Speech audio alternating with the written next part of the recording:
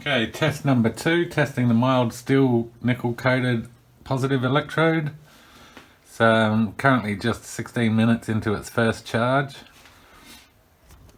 I kept the pads from the original cell and just replaced the center electrode collector. That's the plate after 5 charges after replacing it. I think there's some copper in the solution now. That would be the copper there. It looks like we have sort of some blackness. I sort of gave it a wash with a paintbrush under some water and can't get that black stuff off of there. Could be some damage at the bottom, maybe that's where it's coming in and then going up through this between the plastic and the nickel plating and the copper plating. So that one had 5 charges on it.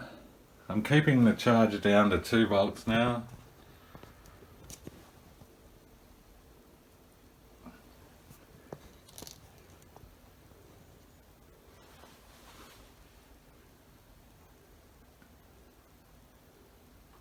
So I'll charge that for the rest of the day. Some of the damage could be higher voltage perhaps. I was looking up on Google. Nickel metal hydride batteries require 1.9 and only 15 milliamps going in for 15 hours for a full charge apparently. So one article was saying.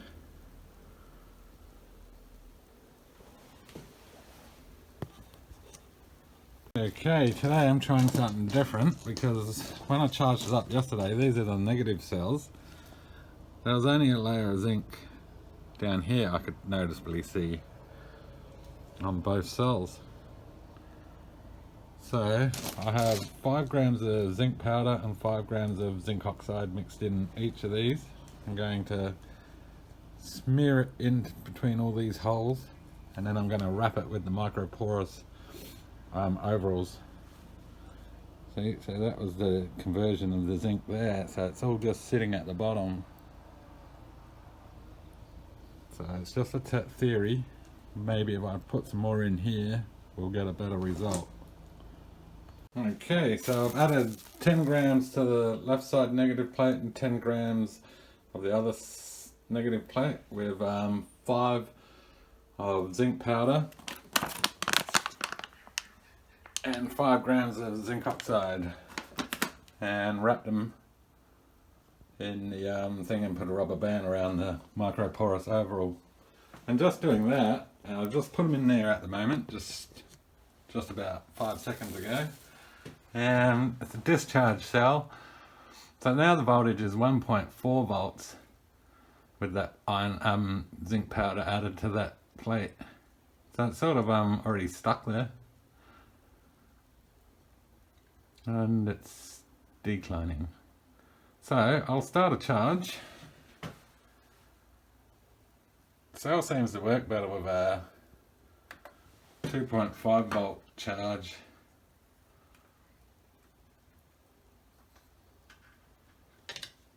Okay, so I'll give it, I don't know, the rest of the day now on charge, or as long as I can, and we'll see how it runs. We'll see if that actually increased its power. Check the plates out. That's the negative ones are still that old plastic. The side which is facing the positive is which has the nickel coated mesh on it is doing well. Looks all intact, so I'll leave it for now. And then I'll repeat after this experiment with these ones and do the same. I'll pour zinc in through here. 10 grams of zinc. First run on the cell after adding the 20 grams of zinc powder and zinc oxide, 10 of each per negative cell. It's the first time it's actually done 8 minutes at 2 volts. Had a 4-hour charge today, I gotta go now. So I'll let this run, and it's already looking good. But we'll see, time will tell how long it actually lasts.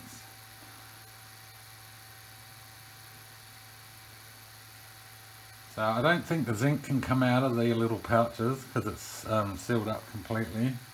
The nickel oxyhydroxide wasn't leaching out. from the positive side, so I think it should hold the zinc pretty well.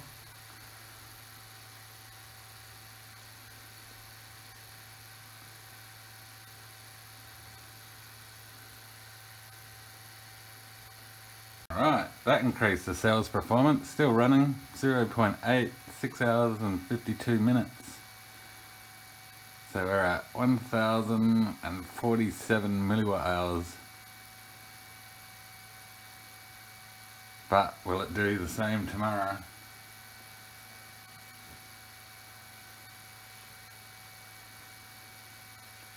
The curve's even slightly different shaped. Probably might start making that S bend.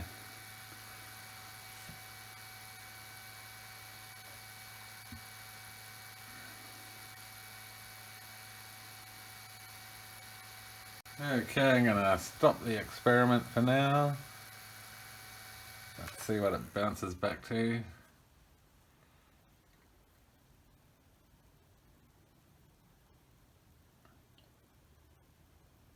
Alright, it's gone up to 1.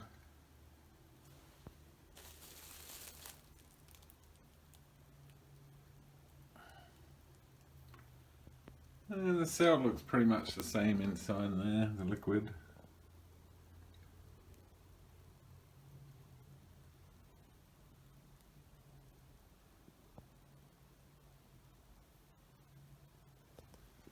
Alright, I'll keep charging and see what we get after a few charges. It's the first charge with the 20 grams of zinc added to the negative plates. So if it lasts, I don't know, 100 runs, we'll see how we go.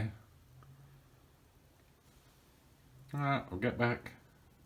Well, the cell was sort of declining, so I pulled the covers off the negative plates where I put the zinc and stuff. Zinc and nickel oxide, zinc oxide. So that's what's left of the zinc. Most of it's probably turned into zinc oxide and didn't convert back to zinc.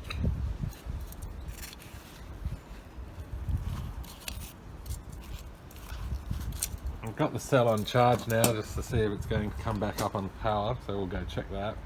So this is where I added the zinc, 20 grams of zinc and zinc oxide. Ran for like 1 watt hour. 7 hours run, but then the next day it dropped right off only to 4 hours and 52 minutes. Then started declining more and more.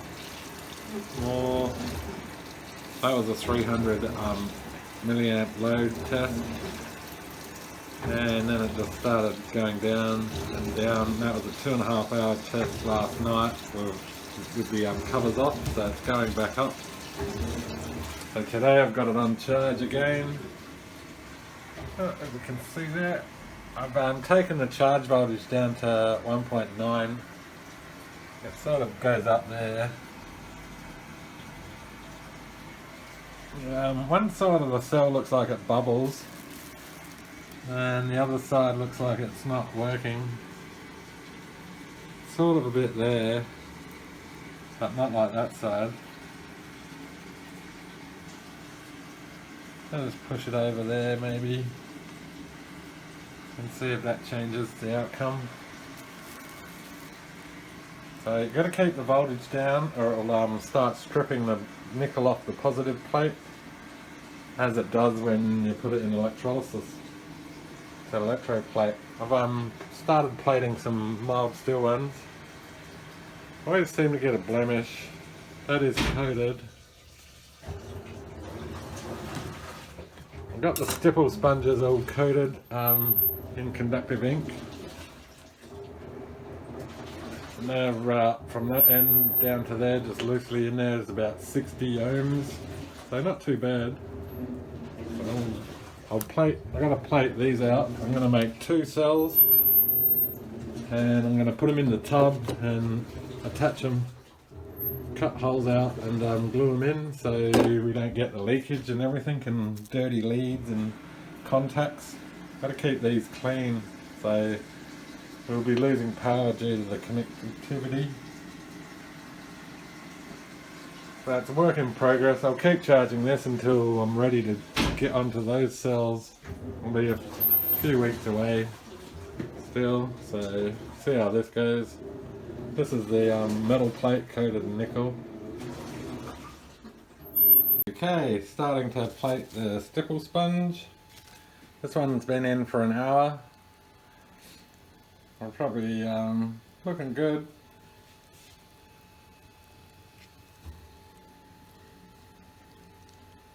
That's just copper sulfate, 2 copper collectors, or electrodes I should say, and the voltage is 1.7, 250 milliamps, but most of the milliamps is coming from that copper strip I've got over the top there with the alligator clip, but it will start getting more conductive as the copper grows down the stipple sponge. It's not a very concentrated solution of copper sulfate. You don't need it too strong. I plated 6 of these metal strips, each around about 8 hours coating, so it's quite thick. You can see the thickness sort of at the top there. So it's coated quite well. One of them, the steel alligator clip on the nickel plate went in the solution, and where is it? I recovered it. See that little weird line there? That's where it was all going black. It was like plating iron over it. So I had to dump that solution. Once it gets the alligator clips on the nickel, because they're not long enough. Can't buy long pieces of nickel anywhere, not for a normal price anyway. There's a bit of carbon in the nickel, or some sort of junk. It's only 99% they reckon. See that stuff at the bottom? The nickel solution is very weak. You don't need that strong either. But as soon as that alligator clip gets wet, it starts leaching metal into the solution, and it's all over for your nickel plate. So the best thing to do if that happens is dump the liquid, make a fresh batch, clean everything down, and away you go. Now, I've been testing various charge voltages on the cell. This one was at 2.4 volts. I tried 2.3, 2 volts, 1.8, 1.8, 2.5. So it's somewhere between 2.5 and 2.4 is good. The runtime on 1.8 isn't very good. 3 hours and 30 minutes. Or is that 20? Yeah, 3 hours and 20 minutes. Yeah, that's just a quick update. This is probably going to take like 20 hours to copper plate. But I'm guessing that I'll find out. Okay, the stipple sponge has been coated 20 hours in copper. I've just got it in the nickel solution now.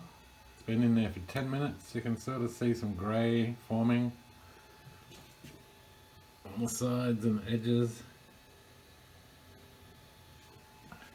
It's at 2 volts at 120 milliamps. I got sick of changing the nickel acetate solution all the time when the alligator clips start leaching metal into the solution. As soon as that happens, it starts going black. So I have some nickel wire just threaded through that mesh, and that should keep the contamination out. Even when the liquid comes up the side a bit with bubbles touches this clamp, there's enough to contaminate the solution. Very temperamental. It's a weak solution, but strong enough. Okay, the nickel sponge, or I should say the stipple sponge, nickel plated. That plate part there, I don't know what's going on there, the copper won't plate. It's It was in the nickel acetate for 16 hours. Starting to develop that greenish look and some weirdness. So once the nickel solution, probably after 10 hours, it starts producing some sort of nickel oxide or something. Or not nickel oxide, nickel hydroxide maybe. Reacting with the oxygen bubbles perhaps. I have the multimeter on 200 ohms and just over this distance. I can press harder, but I don't want to collapse the material. It does go down more if you put it in there correctly. It's a bit hard with one hand.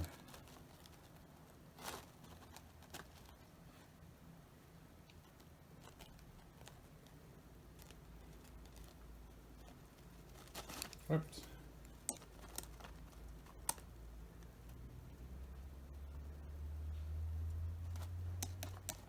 Sounds like metal.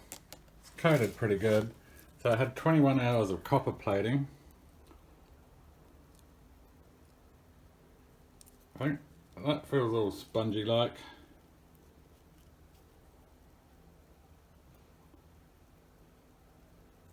But it will do. It's pretty porous. I'll be able to pour the nickel oxyhydroxide with binder all the way through that.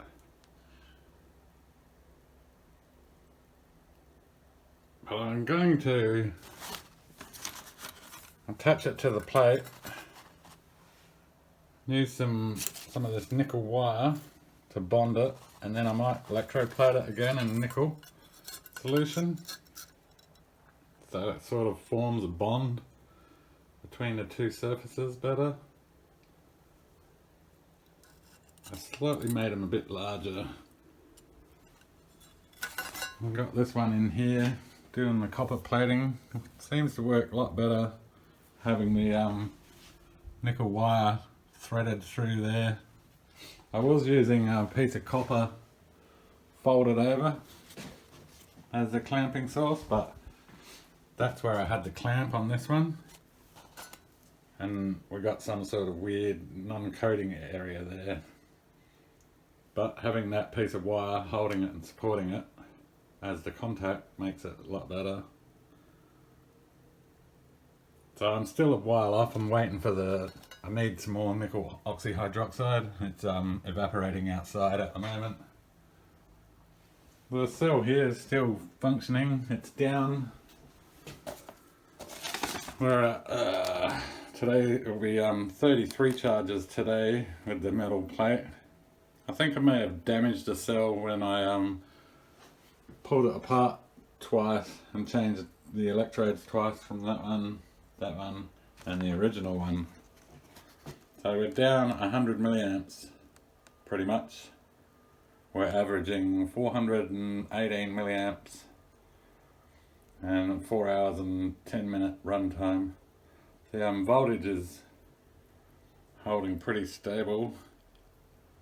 So the first run there, oh no, that's the 21st run. Yeah, first one's over the other side, I think.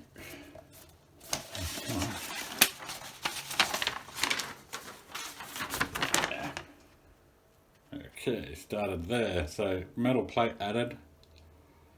We were 295 milliamps when I first put the metal coated nickel plate in, and we sort of went up, increased, and we sort of decreased a little bit.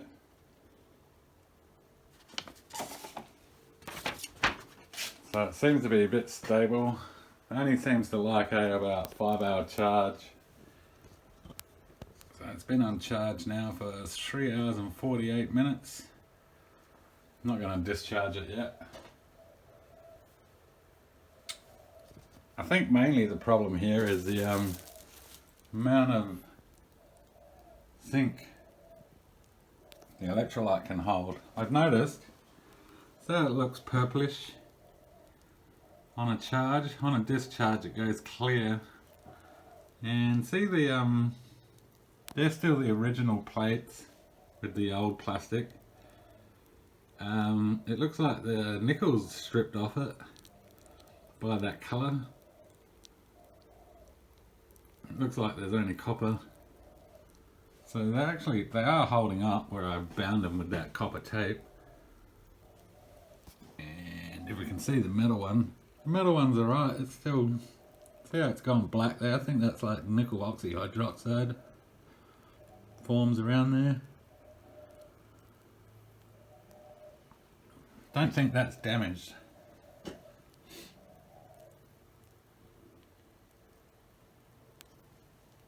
Okay, I think the cell has died. Started running 100 milliamps, straight down, did 8 minutes, and let's see what happens. The voltage is high though, I'm noticing, but there's no power to be had.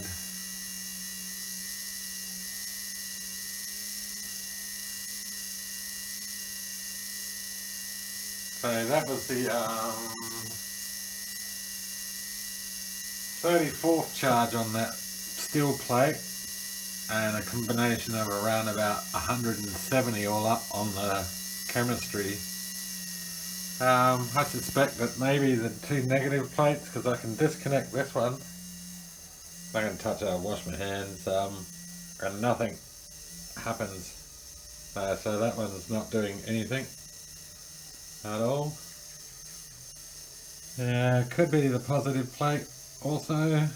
I'll pull it apart sometime and check it out. I did lift this one out, the positive one, and it seems there's a big sack at the bottom, so everything may have just dissolved off and gone down, sitting at the bottom of the cell, perhaps. Failure on the binder.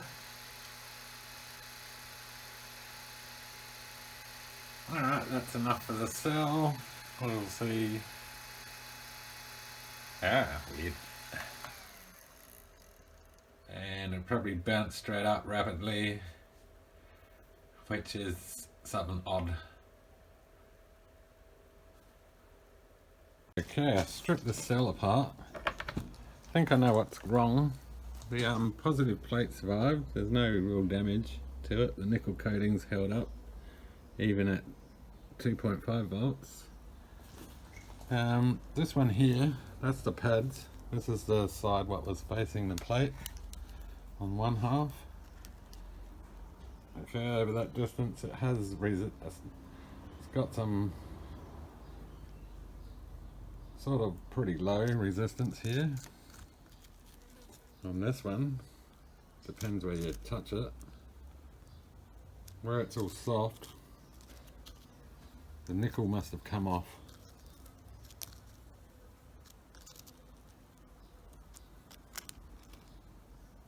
So that one's conductive, sort of. This one's totally not. Don't matter where you press on this one. That's the binder side. We could go a little bit heavier with the binder. Flip it over. Too high a resistance. We'll take it up to 20k. And we're still not getting a reading. This one's firm, but nothing happening. Take it to 2M. Alright, we did have slight, very high resistance on this pad. The negative plates, they seem to have resistance still. I'll turn that down to 200. But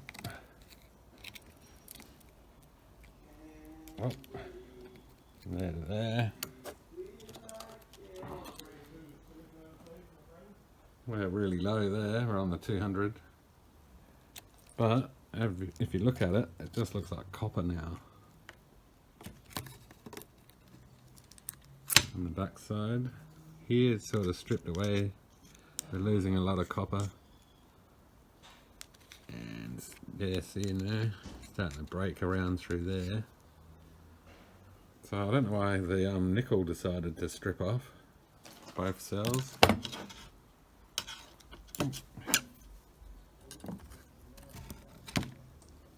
See down here we have damage. This is the old plates though, that original plastic which the stuff doesn't really stick well to. But again, that just looks like copper. Up here is all held up nice. So for some reason the nickel's coming off. It shouldn't come off. It doesn't come off of the metal. This has had like about 34 charges. And that's still perfect. I've had this washed, that's why I can handle it.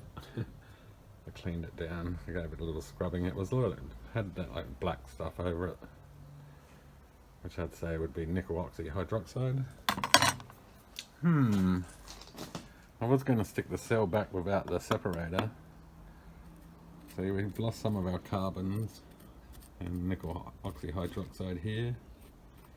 So I might increase the binder content to 5 grams for 10 grams of carbon and see if that changes.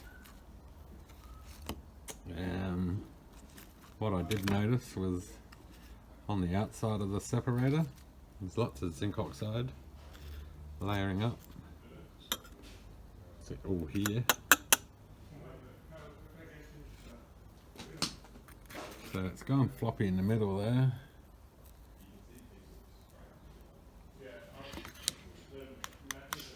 So something with the plating.